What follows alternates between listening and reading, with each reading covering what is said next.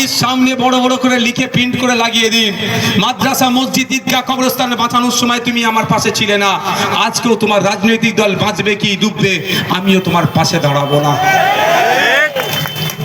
আমি এখনো জোর গলায় বলছি ভাই, এই মসজিদে নামাজ পড়ছেন, আপনার দাদুর কবরটা, তৃণমূলের বন্ধু আছে অনেক, যারা বড় কর্মী তাদের কথা বাদ দিচ্ছি, যারা শুভাকাঙ্ক্ষী বা সাধারণ স্তরের কর্মী তাদেরকে যা বোঝাই তাই বোঝে। তারা বলছে নওশাদ সিদ্দিকী নাকি বিজেপির সুবিধা করে দিচ্ছে, কিন্তু আমি কটা উদাহরণ দিচ্ছি। বিজেপির সুবিধা করছি না বিজেপির ক্ষতি করছি আপনারাই বলবেন। সিএনআরসি করে দেশ থেকে তাড়িয়ে দেবো বলেছিল তো, আমি কিন্তু স্টেজে শুধু ক্যাকা ছিছি করিনি, আমি কি করেছিলাম, সুপ্রিম কোর্টে ছুটে গিয়েছিলাম, বিজেপির বিরুদ্ধে আমি মামলা করেছিলাম। বিজেপি আমাকে টাকা দিচ্ছে ওদের ভাষায়, আমি আবার ওই টাকাতেই বিজেপির বিরুদ্ধে মামলা করছি, বুঝতে পারছেন তো? পাগলও নিজের ভালো বোঝে। দ্বিতীয় হচ্ছে আসা যাক এই এনআরসি, এই ওয়াকাফ, মসজিদ মাদ্রাসা ঈদগাহ কবরস্থানের জায়গা কেড়ে নিতে চাইছে তথা ওয়াকাফ সম্পত্তি কেড়ে নিতে চাইছে, সেই যাতে না কাটতে পারে বিজেপি কাটতে চাইছে। বিজেপির বিরুদ্ধে আমি সুপ্রিম কোর্টে মামলা করলাম। মমতা ব্যানার্জি কিন্তু সিএনআরসির সময়ও মামলা করেনি, আর এখন ওয়াকাফকে বাঁচানোর জন্য মামলা করেনি। আমি আবার বিজেপির দালাল হয়ে গেলাম। যদিও ভাঙড়ের মানুষের কাছে এই ক্লারিফিকেশন দিতে লাগবে না, তারপরেও আমি বলছি। শুধু তাই নয়, আন্ডার অ্যাডজুডিকেশনের যে লিস্ট পাবলিশ হলো, সেই লিস্ট পাবলিশ হওয়ার পরেই ভোট ঘোষণা হলো তো নাকি ভাই? পরেই ঘোষণা হয়েছে। তৃণমূল যখন কাকে প্রার্থী করবে কাকে প্রার্থী করবে না সেই সময় ব্যস্ত, তখন নওশাদ সিদ্দিকী আপনার ভোটাধিকার বাঁচানোর জন্য আর্টিকেল 326 কে আর্টিকেল 326 কে বাঁচানোর জন্য হাইকোর্টে গিয়ে আমি মামলা করছি। মমতা ব্যানার্জি কোথায়? মমতা ব্যানার্জি কোথায় বলুন? তা খুঁজে পাওয়া যাচ্ছে? বলেছিল লাশের ওপর দিয়ে কি সিএ হবে, এই কি বলে ওটাকে, এসআইআর হবে, এখন খুঁজে পাওয়া যাচ্ছে? অভিষেক ব্যানার্জি বলেছিলেন যে 1 লক্ষ লোক নিয়ে আমি দিল্লি অফিস ঘেরাও করব, কোথায়? সব এখন ভোটে ব্যস্ত, আমিও ভোটে ব্যস্ত, কিন্তু খোঁজ নিয়ে দেখুন। আর একটা কথা বলে যাই, এর সাথে অ্যাড করি যে আমি আপনাদের জন্য গত পরশুদিন সুপ্রিম কোর্টে একটা মামলা হয়েছিল, গত পরশুদিন সুপ্রিম কোর্টে মামলা হয়েছে। সেই মামলাতে আবার চিফ জাস্টিসের বেঞ্চ বলেছে একজনও ভোটারকে বাইরে রেখে ভোট করানো যাবে না। আর আমাদের আইনজীবী বিকাশ রঞ্জন ভট্টাচার্য স্যার, আমার মামলাতে তিনি ছিলেন, তিনি বলেছেন নমিনেশনের আগে এটা সমাপ্ত করতে হবে। এটাও কোর্ট সে বিষয়টাকে শুনেছে মনোযোগ সহকারে। তাহলে কার মামলা? নওশাদ সিদ্দিকীর মামলা। মামলা নম্বর 68,938/2025। মমতা ব্যানার্জি যদি রাজ্যের পক্ষ থেকে মামলা করে থাকে তাদের বলবেন মামলার নাম্বারটা দেখাতে। লড়াইটা এসআইআর এর জন্য কে লড়ছে? ভাঙড়ের বিধায়ক লড়ছে, আমাকে বেশি ভালো লাগবে শুনতে। এসআইআর এর জন্য মামলাটা কে লড়ছে? ঠিক যেভাবে ওয়াকফ সম্পত্তি বাঁচানোর জন্য লড়াই করছি, ভোটাধিকার বাঁচানোর জন্য লড়াই করছি, তারপরও আমাদেরকে দেগে দেওয়া হচ্ছে। তাই বন্ধুগণ, বিজেপি তৃণমূল আলাদা বলে আমার মনে হয় না। আপনাদের কাছে দিনের আলোর মতো স্পষ্ট যে ওরা আলাদা নয়, একই কোম্পানির দুটো আলাদা শোরুম। কোম্পানি এক, দুটো আলাদা শোরুম, দুটো আলাদা আলাদা নামে হয়েছে, সেই ঘুরে ফিরে এক জায়গায়। তাই বন্ধুগণ, আপনাকে আমাকে প্রস্তুত নিতে হবে। রেডি আছেন তো নাকি ভাই? এবারে ভাঙড়ের মানুষের কাছে একটা বড় চ্যালেঞ্জ কি, ভাঙড়কে 50,000 লিড হবেই, ভাঙড়কে একটা নতুন দৃষ্টান্ত তৈরি করা। আমি গর্বের সাথে বলি, একটা সময় ছিল ভাঙড়ের মানুষকে ভাঙড়ের বাইরে দেখলে নাক শিক্ষাত। ভাঙড় মানে বোমগুলি পিস্তল। আপনাদের সাথে নিয়ে আমি একটা জিনিস প্রমাণ করতে পেরেছি, ভাঙড় রক্তপাতের জায়গা নয়। 5 বছর ধরে অক্লান্ত পরিশ্রম করে ভাঙড়ের মানুষকে সাথে নিয়ে আজকের দিনে এস্টাবলিশ করতে পেরেছি ভাঙড় রক্তপাতের জায়গা নয়, ভাঙড় রক্তদাতার জায়গা। আজকে দেখুন সারা রাজ্যের মানুষ কলকাতাতে আসছে ট্রিটমেন্টের জন্য, অনেকে বা ভিন্ন জায়গা থেকে, কারো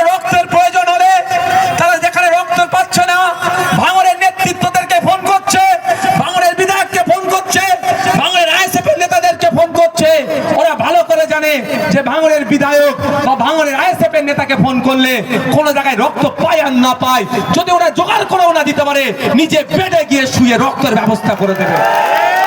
এটা ভালো ভাঙড়ের নাম হচ্ছে না ভাই? ভাঙড়ের সুনাম তো।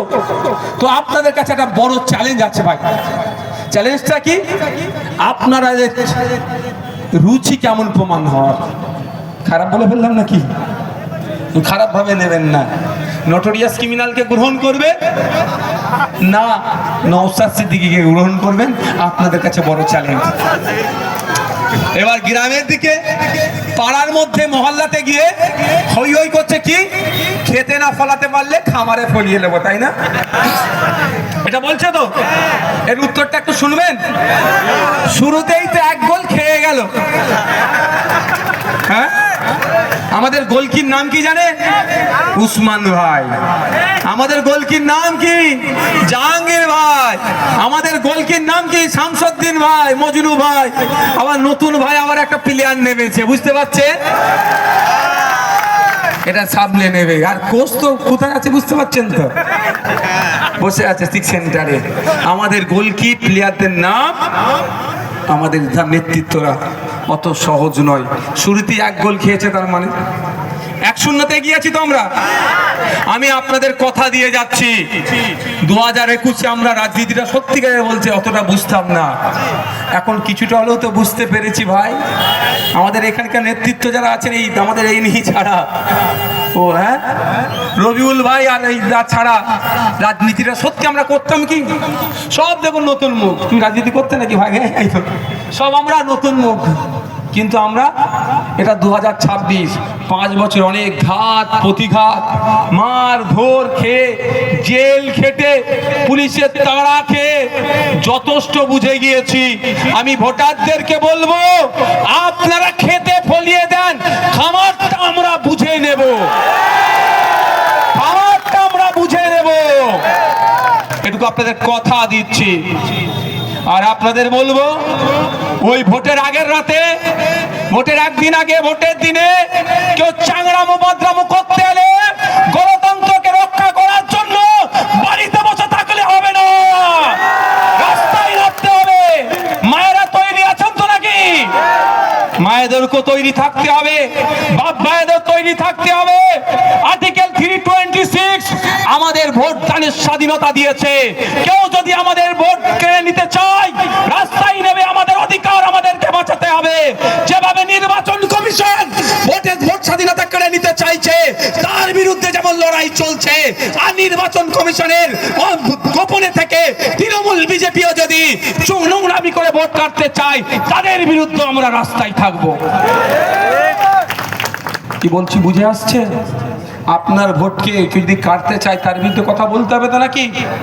হ্যাঁ, দেখুন একটা কথা বলি, যারা গুন্ডামি মস্তানি করে না, তারা অনেক ভীতু হয়। কি বললাম? অনেক ভীতু হয়। ওরা কিভাবে জিতে যায় জানেন? আপনার মনের মধ্যে ওরা ভয় ঢুকিয়ে দেয় বলে। কি বললাম? আপনার মনের মধ্যে ভয় ঢুকিয়ে দেয় বলে। আমি একটা মাগরিবের নামাজ পড়ে যখন বার হলাম, আমার হঠাৎ কি যেন একটা মাথায় একটা আসলো, এটা বলবো একটু। এটা আসলো, ক্যানিং পূর্বে শাহাবুদ্দিন সিরাজি ছিল, হ্যাঁ, মাস্টার মানুষ, শান্তশিষ্ট ছেলে। ওকে পেয়ে, বেচারিটাকে পেয়ে যা ইচ্ছা তাই করেছে গণনা কেন্দ্রে। আর মনে মনে করছি, আমি যে কত ভালো আমার খুদাই জানে। বুঝতে পারছেন কি বলছি? কি বলছি বুঝে আসছে তো?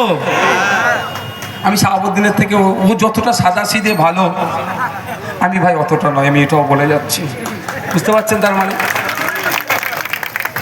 তাই অনুরোধ, রাজনৈতিক হিংসায় জড়াবেন না, 1 নম্বর।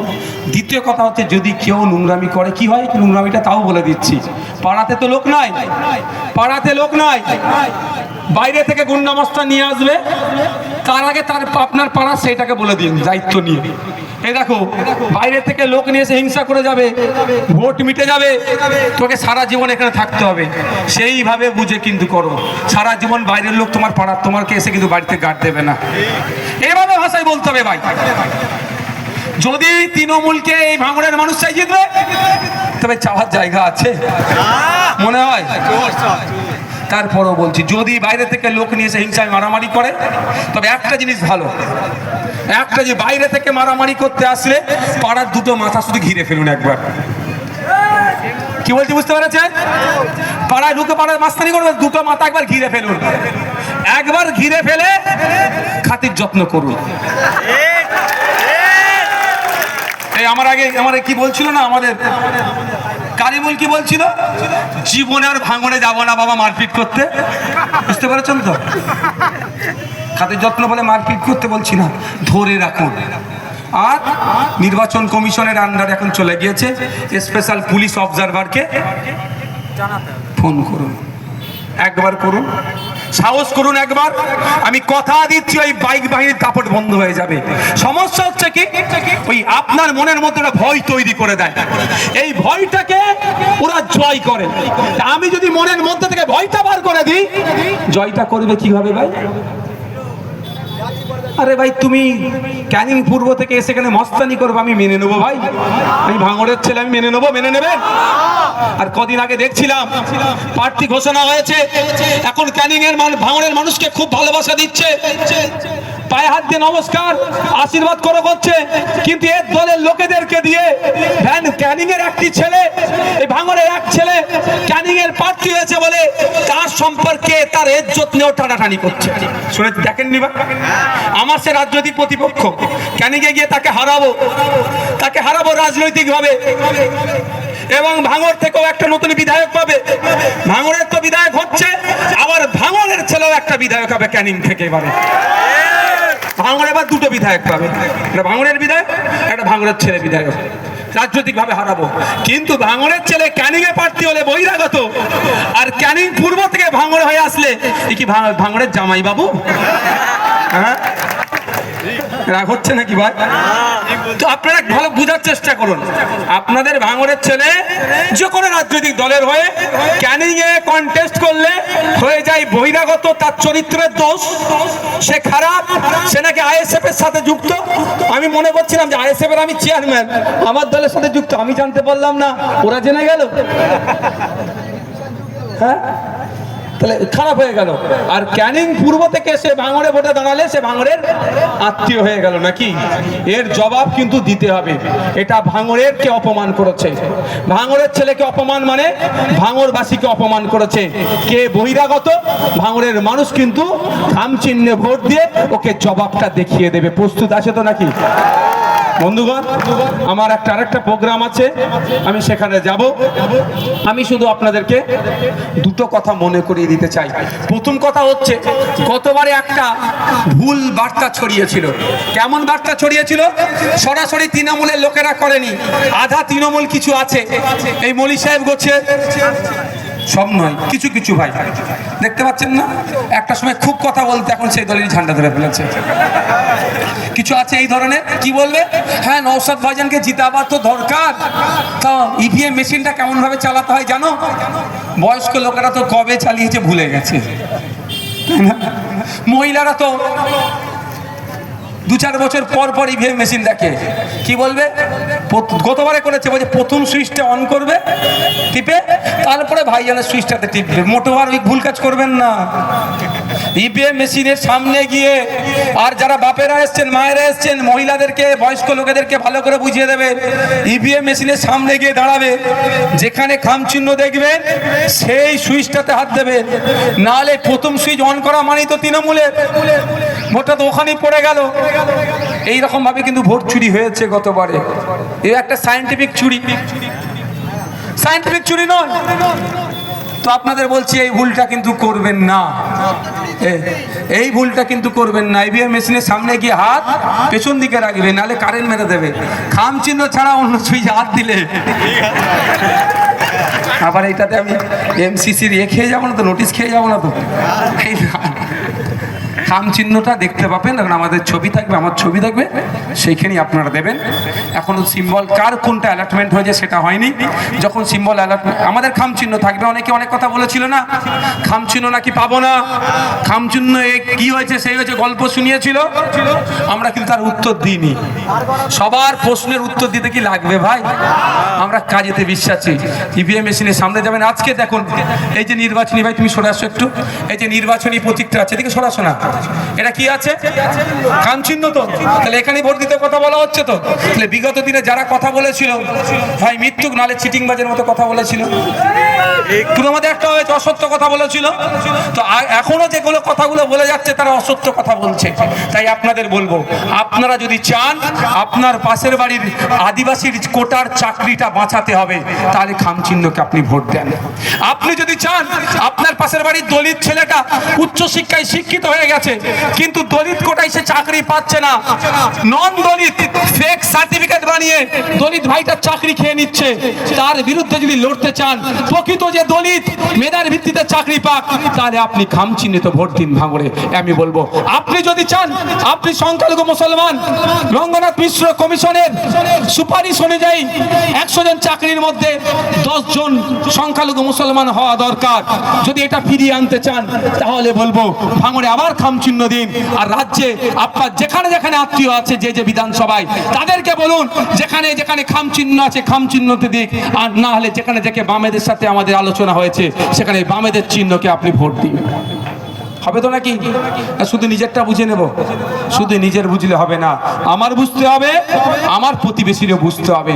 আমি বুঝে নিচ্ছি আমারটা, আমার প্রতিবেশীর রাম কাকার ছেলে চাকরি পাচ্ছে না, রহিম চাচার ছেলে চাকরি পাচ্ছে না, তাহলে কিন্তু বোঝাটা ঠিক হলো না। আমার নিজেরটাও বুঝবো, আমার অধিকার, আমার পাশের বাড়ির, আমার আত্মীয়, আমার গ্রামের মানুষ, আমার পাড়ার মানুষের অধিকারটা আমি বুঝে নেব। তাই মাথায় থাকবে, আগামী 29শে এপ্রিল আসছে দিন, আগামী 29শে এপ্রিল আসছে দিন, আগামী 29শে এপ্রিল আসছে দিন, আগামী 29শে এপ্রিল আসছে দিন। এটা ভাঙড়ের মানুষের কাছে একটা বড় চ্যালেঞ্জ। তবে আমি এটা বলি, শেষ করছি। আচ্ছা, আপনাদের ভোট নিয়ে কি আমি বিক্রি করেছি? কে বলতে পারবেন ভাই?